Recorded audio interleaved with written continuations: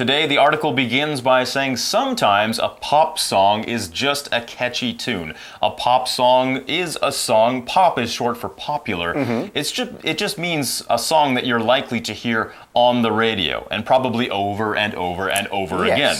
If a song is catchy, this is an adjective, and it describes a tune or a song that is instantly appealing and very easy to remember. It kind of sticks in your brain. Yes. And you can't get it out of there. For example, I hear many people humming that catchy tune these days. Yeah, so a lot of the Korean pop songs that you will hear, they have very catchy tunes, catchy melodies that kind of people are like, I know that song.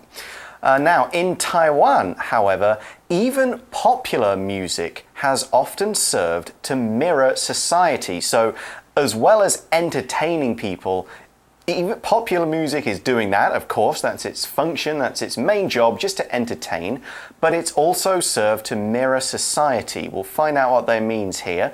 First, we're going to look at the phrasal verb serve to. Okay, if something serves to do something, it's of a particular use, especially to satisfy a purpose or achieve a goal. For example, many children's stories serve to communicate important morals and lessons to young people. So yes, they entertain, but they also kind of tell people, you know, be brave, tell the truth, don't do this, do that, sort of thing. We also saw that these songs, these pop songs, they mirror society. Let's find out what they mean by mirror here. Here, mirror is used as a verb, and it is spelled M-I-R-R-O-R. This means to reflect something or to show how something is. Like when you look in the mirror at home, you see yourself. Yep. You see your reflection in the mirror. In this case, it's just showing how society is. So it's a song, but it's also talking about society and how people live, people's attitudes, all that stuff. For example, we could also say Jamie's poems always mirror how he was feeling when he wrote them. Yeah, if he's happy, the poems are kind of happy. If he's in a bad mood, maybe the poems have got darker sort of imagery in it. Now, we're talking about mirroring society. Society is spelled S-O-C-I-E-T-Y, society. And it's used to mean all the people living together in a community. It can also be used to mean a particular group, like modern society or Taiwanese society, British society, and so on. Okay, we can also just use it to mean the whole, kind of everybody in the world, since we're now kind of a global society. Now, we could also say society has changed a great deal since the invention of the internet. Huge changes. Exactly. Now let's find out how these songs are mirroring society, showing how Taiwanese society is, how it's changing. It also goes on to say in our article, it can show a country's struggles, victories, and hard times. So it can show a lot of different stuff, the hard times and the good times as well. Some of those good times would be the victories. Victory is spelled V-I-C-T-O-R-Y, victory. That means the defeat of an enemy or an opponent. If you achieve victory, it means you've won. Yes. You've come out on top. Or it can mean some other kind of win or triumph over difficulties. For example, a man ran from Marathon to Athens to bring news of the army's victory to the citizens. This is where the word marathon It does indeed actually comes from. Because the distance he ran is now the distance we call the marathon running race, okay? So that's a military victory, you could have a political victory, you win an election, or you just have like a small victory, like I finished all my work early today. A personal victory. That is a victory. Okay, so let's go back to talking about the museum and some of the exhibits, okay?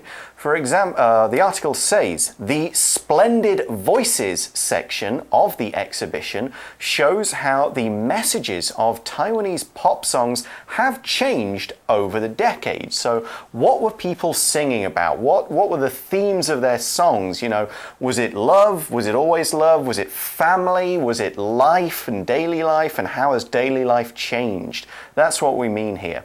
Now this section is called Splendid Voices. And the word splendid means magnificent and impressive, really good, stuff that makes you go, oh wow, that's great. For example, the young actress gave a splendid performance in her first movie. We also saw the noun decade. D-E-C-A-D-E, decade. That's a period of 10 years. For example, I have been alive for almost 4 decades. Yes, indeed. Stop doing the math in your head right now. You know how old I am. My knees feel like they've been alive for maybe 7. For 7 decades, 8 decades. But the rest of me is younger. Okay, so the section, this Splendid Voices section, features famous albums people of all ages can relate to. So songs that very famous singers have done and released, and everybody, children, adults, they can all relate to these albums and these songs. Because to relate to something means to be able to understand and accept something, often due to a shared experience. Like, yes, that's happened to me. Yes, I've felt like that. I've been there. For example, ever since James broke up with his girlfriend, he can really relate to a lot of sad love songs. You know, those words just, they make more sense. They have that kind of deeper feeling like, yes, me too. That's why a lot of those pop songs are so popular. Yeah. I think because, everybody's been there at least relate to once. being in love, losing a love, a new love, that sort of thing. Now, the article goes on to say, take a listen and hear stars from the past sing the history of their homeland. When you're going to hear something or somebody invites you to hear something, they might say, take a listen. That's an invitation to listen in the same way that take a look means to look at something. So if you want to invite somebody, like you've got a new CD or some new MP3s you just got, some new music, you want your friends to hear it, you can say, take a listen. Yeah. So you can give them your headphones and they can have a listen to it. You could also say, take a bite. Take a bite. If you were offering someone some food, try this, take a bite. If I ever shared food in my life, that's what I would say. But I don't, because that food is mine. Okay. Now we're looking to say, take a listen to these songs and you'll get a sense of people's homeland. They're often singing about their homeland. I've noticed that in a lot of older songs. Yes. People sing about their homeland.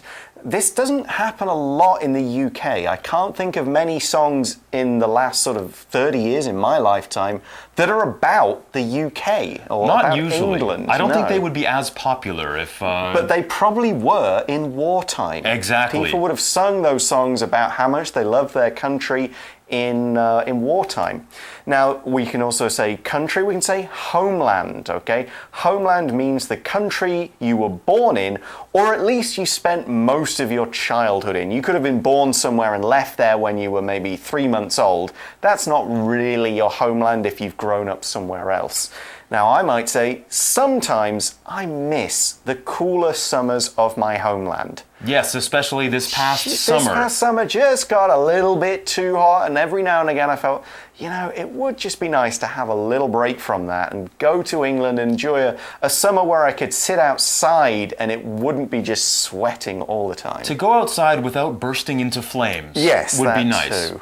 The article next says, music isn't the only sound that helps shape society, however. So, songs definitely reflect society. They can help shape the way people think. That just means that it can help change the way people think about certain issues. The article continues, in the Sounds of the Times section, visitors are treated to recordings of speeches from opposing forces within Taiwan's often violent past. Yes, of course, if you've studied the history of your homeland, you know all about this, the violent past of the country. Now, this section, Sounds of the Times, in this section, visitors are treated to recordings. To treat somebody to something, it means to provide something for someone. So visitors to this art museum are treated to guided tours of the works of the great masters. So Fancy. That's what it means to treat somebody to something. Yeah, and these speeches, they come from opposing sides. Here, opposing just means on different sides, usually of an argument, a fight, a war, a discussion, something like that. So we're listening to both sides, which is important when you're studying history, because you can't just listen to one side and get their opinions. You need both for a balance. We could also say for opposing, the opposing armies fought for 3 days. We're describing the past as often being violent. Violent is an adjective, and it is spelled V-I-O-L-E-N-T. Violent. This means involving the use of physical force to hurt, damage, and kill others. I would not like a demonstration right now. We'll forego the demonstration. I think I understand. I will not throw Pat through the camera to demonstrate violence. I'll just tell you about it. We could say the peaceful protest turned violent when people started throwing objects. Yes, sometimes even peaceful gatherings can, unfortunately, turn violent. Okay, the article continues with more examples of what you can find in the museum, saying there are also propaganda songs and even recordings of fighter planes flying over the country during World War II. Now, this is an interesting concept, propaganda. Propaganda is information used to promote a particular view or a side, and it's often deliberately either biased, so really in favor of something, or it actually includes false information. And you can kind of see this during a lot of election campaigns, where we might say a lot of the facts one reads on the internet are actually propaganda. It's just somebody trying to give you a small section of something to convince you and get your opinion and get your support. That's why it's important to read the opposing sides. We also saw the noun fighter plane. A fighter plane is a plane used only for fighting. So it's usually small enough for 1 or 2 people so it can move quickly, plus some weapons. For example, the fighter planes shot at each other as they flew across the sky. Okay, the article continues and says all, meaning all of these, help us to hear what has happened in the past few decades. The exhibition is on now and runs until November 27th, so you have until then to go and check it out. Yep, to go to Tainan to add your voice to the chorus of the country. A chorus just means the voices of many people join together, often for a performance, but also when a lot of people are saying the same thing at once. For example, there was a chorus of approval when the boss announced everyone will be getting a pay raise. So everyone was going, oh yeah, that's fantastic, that's great. Even me? Yeah, even you, Joe. Sweet. So that's a chorus, okay? That is the end of this article, but don't go away just yet because it's now time for our For You Chat question.